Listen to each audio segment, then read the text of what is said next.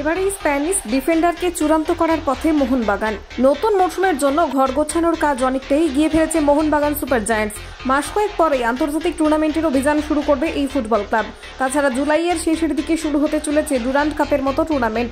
তাই সব দিক বিচার বিবেচনা করেই প্রস্তুতি শুরু করেছিল ম্যানেজমেন্ট। আগে থেকে দলকে আরও অনেকটা শক্তিশালী করে তোলাই একমাত্র লক্ষ্য তাদের। সেজন্য দলের একাধিক পুরনো ফুটবলারদের বিদায় জানানোর পরিকল্পনা রয়েছে ক্লাব ম্যানেজমেন্টের।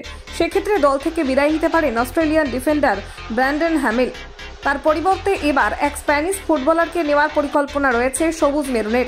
তিনি আলবার্তো রদ্রিগেজ। গত সিজনে লিগ 1-এর ক্লাব পার্সি বান্দুং এর সঙ্গে যুক্ত ছিলেন এই ডিফেন্ডার। সেই দলের জার্সিতে খেলেছেন একাধিক ফুটবল ম্যাচ।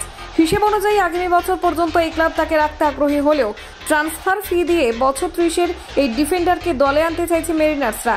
সেই মতো কথাবার্তাও নাকি এগিয়ে গিয়েছে অনেকটাই দূর। আগামী কয়েকদিনের মধ্যেই পরিষ্কার হয়ে যাবে তার যোগদানের বিষয়টি। বর্তমানে এই স্প্যানিশ ফুটবলারকে নিয়েই প্রবল জল্পনা দেখা দিয়েছে সকলের মধ্যে। তার উপস্থিতি নিঃসন্দেহে প্রভাব ফেলতে পারে দলের পারফরম্যান্সে। কলকাতা 24/7.in।